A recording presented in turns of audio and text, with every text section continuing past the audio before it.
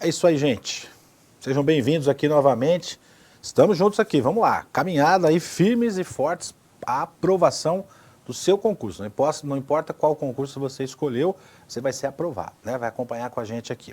Pessoal, é o seguinte, vamos lá. A parte de introdução à leitura de textos é a parte 2.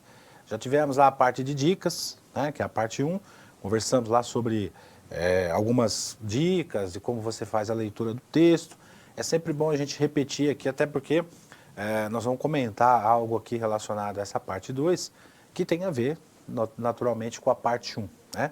Então, lembrando o seguinte, quando você está diante de um texto, de uma interpretação de texto qualquer, antes de você fazer a leitura desse texto, eu aconselho que você leia o enunciado da questão, verifique o enunciado, se tem alguma palavra-chave, algo que você possa buscar mais rápido no texto. Isso pode acontecer, normalmente nas provas acontece. Lembre-se de que a gente tem que responder a questão com o mínimo de tempo possível, né, e com o máximo de certeza possível.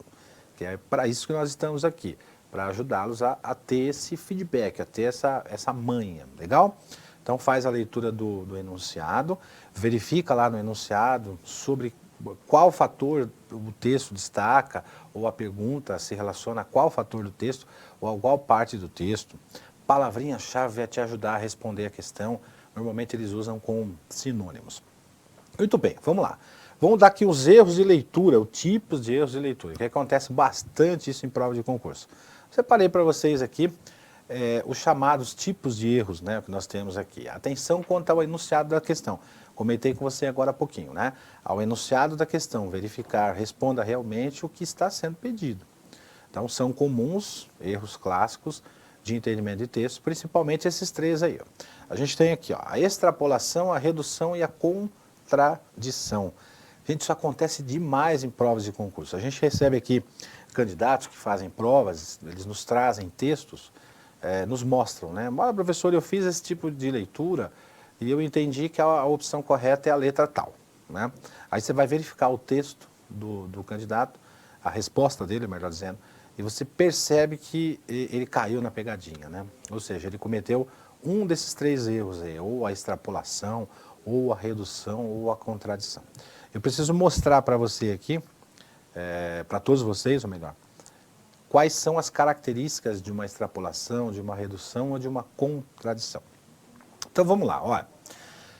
Lá na questão da extrapolação ocorre quando o leitor sai do contexto, acrescentando ideias que não fazem parte desse texto. Extrapolar significa ir além dos limites do texto, fazendo outras associações. Via de regra, a extrapolação se dá pela imaginação do leitor, abandonando o texto que era o objeto de interpretação. Isso acontece muito, gente. Já aconteceu com você? Comigo já aconteceu diversas vezes. Você, a partir do momento que você começa a pegar a manha da prova, isso vai acabando, né? Então, isso acontecia muito comigo isso, e eu vejo acontecer com bastante gente isso, mas acontecia muito comigo porque eu não tinha essa manha ainda quando comecei a fazer provas de concurso lá atrás, né? Muitos e muitos anos atrás. A partir do momento que a gente pega essa manha, isso não acontece mais. Você vai perceber que, ao contrário, a hora que você olhar, você vai falar assim, poxa vida, o examinador está querendo me enganar aqui, né? Ele quer me enganar. Vamos para a segunda aqui, depois eu vou dar um exemplo geral para você aqui de todas elas. Redução. Na redução, ao contrário da extrapolação, o leitor interpreta apenas uma parte ou um aspecto do texto, dissociando do contexto. Apesar de ser um aspecto verdadeiro, ou seja, realmente ele observa aquilo que está escrito, ele é verdadeiro, mas ele não é suficiente para a interpretação do conjunto. Então há uma redução na interpretação. A expressão é verdadeira, a intenção dele é verdadeira. O que ele descobriu é real, é verdadeiro. Mas ele diminuiu isso dentro do contexto, uma redução, ao contrário da extrapolação, em que você aumenta e na redução, obviamente, você diminui.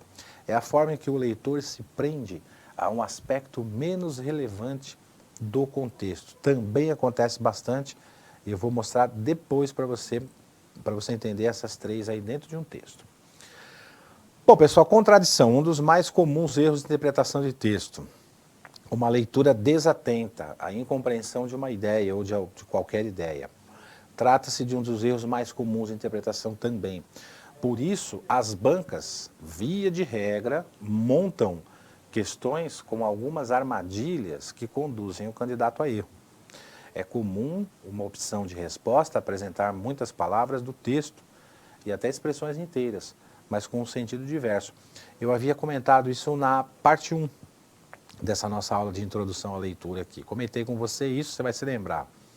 É comum, diante de um texto, o examinador colocar palavras, a gente chama isso de palavras parônimas, né? São palavras muito parecidas na pronúncia, os falsos cognatos que a gente estudou lá em inglês, né? Do inglês, português e tal. Isso acontece também na língua portuguesa e acontece também nas questões de interpretação.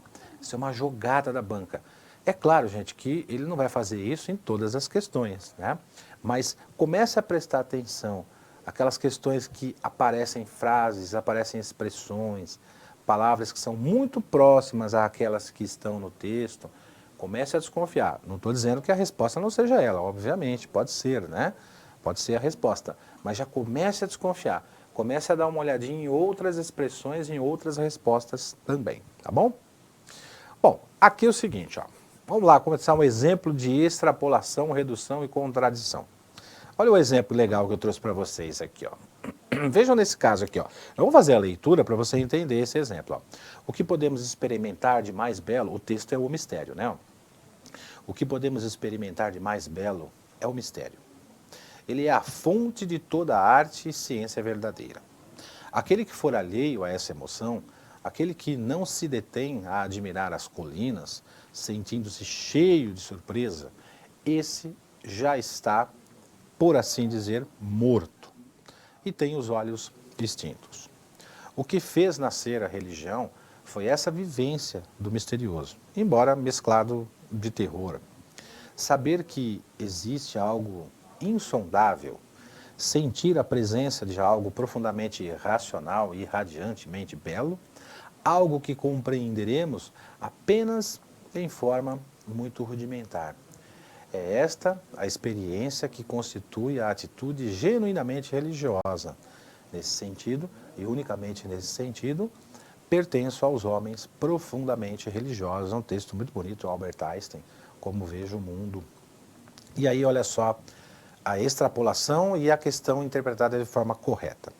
Extrapolação, ó, o texto menciona a importância de Deus e da religião, e ainda sobre o mistério da criação do universo. Vejam que aí eu extrapolei na interpretação. Então eu olhei para o texto, né, aqui ó, eu vi alguma coisa relacionada à religião, eu vi alguma coisa relacionada a algo que faz parte de um sentimento, eu vi algo relacionado à emoção, por exemplo, como aparece no texto, aí eu já pronto, já associei a algo relacionado a Deus, relacionado à religião, ao mistério do universo, então eu já me enganei. Na verdade, a interpretação adequada seria: a afirmativa mais adequada é que o cientista tem mais necessidade de ser artista e religioso, assim compreenderá, né, o cientista que é o cientista que tem necessidade de ser artista e religioso, ele compreenderá melhor a natureza. A gente consegue observar isso aqui no finalzinho, né, quando ele diz assim, ó, nesse sentido, e unicamente nesse sentido, pertence aos homens profundamente religiosos, justamente porque ele era um cientista, né? Muito bem. Redução. Olha só, do mesmo texto, nós já vimos o texto, já sabemos do que se trata o texto. O texto conduz o leitor a entender que o terror deu origem à religião. Olha só, é interessante, né? Como o examinador trabalha aqui, essas expressões que eu estou trazendo para você, aqui, elas são expressões encontradas em opções nessa prova, tá? Então não são expressões criadas, são opções que apareceram no texto. Vejam só, vamos voltar aqui a pergunta novamente, ó. Novamente aqui, ó. Na verdade, ele está perguntando assim, na interpretação adequada. O texto afirma que a nossa compreensão dos fenômenos é ainda muito simples e fácil. Muito simples e fácil. E não o texto conduz o leitor a entender que o terror deu origem à religião. De fato, quando a gente volta aqui ao texto, a gente percebe que tem alguma coisa relacionada à religião, né? Ele traz ali alguma coisa relacionada a misterioso, ele traz a palavra morte, né? aliás, o substantivo morto ali, ó, por assim dizer, morto, e tem os olhos, né, o adjetivo no caso aí, né? Aí tem os olhos extintos. Então ele traz expressões no texto que dão a impressão de algo muito negativo, né? Essa impressão apenas. E aí quando o candidato vai fazer vai responder, né, a essa pergunta, aí o examinador joga essa opção para ele, ó. O texto conduz o leitor a entender que o terror deu origem à religião. E, na verdade, o texto afirma que a nossa compreensão dos fenômenos é ainda muito simples e fácil. Do mesmo texto, um exemplo de contradição. Uma das questões aparecia assim, ó. O texto afirma que experimentar o mistério é permanecer com os olhos fechados e não compreender a natureza. A interpretação correta seria, né, a adequada. O texto afirma que a experiência do mistério é um fator fundamental para a arte e não para a ciência. Então, vejam bem, vamos voltar que isso é uma contradição, tá? Ó, o texto afirma que experimentar o mistério é permanecer com os olhos fechados e não compreender a natureza. Dá a impressão que é isso mesmo. Vamos voltar ao texto? Vamos voltar ao texto aqui, ó. Né? Porque a gente já passou por outras questões. Quer ver que interessante? Vamos ler de novo, ó. O que podemos experimentar de mais belo é o mistério. Veja a palavra mistério, está dizendo que é para experimentar. Não está dizendo que o mistério é terrível, que é horrível, né? Ele é a fonte de toda a arte e ciência verdadeira. Aquele que for alheio a essa emoção, aquele que não se detém a admirar as colinas, sentindo-se cheio de surpresa, esse já está, por assim dizer, morto e tem os olhos extintos. Gente, eu estou fazendo a leitura de novo com você porque eu já fiz essa leitura, eu estou na prova, hein? Tá certo? Nós estamos na prova. Fizemos a leitura uma vez, aí a primeira leitura ela vai cambaleando, é natural, você vai esbarrando em algumas coisas. A segunda leitura, você viu como é que ela sai mais tranquila? É assim que vai funcionar na sua prova. Continua aí, ó.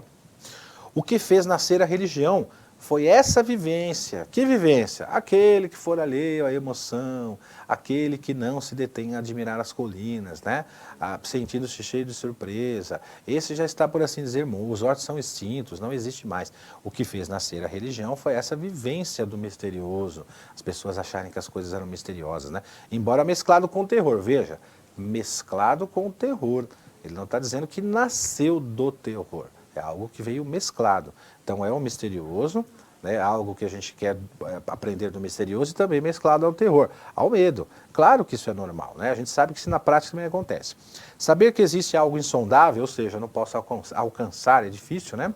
Sentir a presença de algo profundamente racional e radiantemente belo, algo que compreenderemos apenas em forma muito rudimentar. Rudimentar é uma forma muito na sua essência, no seu começo, né? E esta, aliás, é esta a experiência que constitui a atitude genuinamente religiosa. Então você ter essa visão, né? Nesse sentido, aí ele menciona, né, o Einstein, e unicamente nesse sentido, pertence aos homens profundamente religiosos. Percebeu aqui nessa última leitura? Olha só agora aqui, ó. O texto afirma que experimentar o mistério é permanecer com os olhos fechados e não compreender a natureza. Você viu que não é nada disso. O texto afirma que a experiência do mistério é um fator fundamental para a arte e não para a ciência. Né? E o texto lá no finalzinho traz essa menção aí, ok? Muito bem, gente. Fechamos aqui esse conteúdo. Vamos lembrar o seguinte, né? Vamos lembrar aqui o seguinte, ó. Vou voltar um pouquinho aqui para a gente lembrar o início da aula aqui, ó. Né? O que interessou para nós aqui, ó. Esses erros de leituras, o tipo de leitura que nós fizemos, ignorar o texto, embaralhar as informações, generalizar, restringir, essas intromissões de informações do leitor, tudo isso que você está vendo aí na sua tela, ele vem traduzido, né, vem traduzido com aqueles erros. Você vê que embaralhar as informações, você pode tanto extrapolar, como reduzir, como interpretar de forma diferente, generalizar ou restringir. Então, estou traduzindo aqui tecnicamente esses nomes que aparecem aí na sua tela. Eles foram traduzidos de forma técnica, ou seja, de acordo com o autor, né, de acordo com aquele que criou esse tipo de expressão, o que é uma extrapolação, o que é uma redução, o que é você embaralhar o texto. Então, de acordo com essas pessoas, aí eu estou mostrando para vocês, desculpe, o que aparece nessa tela inicial aí, ok? Então, ó, tudo isso que você está vendo aí, ele está traduzido de forma correta aqui, ó. Não que isso esteja errado, mas com outro nome, tá certo? Então está traduzido de uma forma correta, de uma interpretação mais adequada com esses nomes, olha lá, a extrapolação, a redução e a contradição, tá certo? Tudo isso diz respeito a essa aula aqui. Fechou? Então, até o próximo encontro.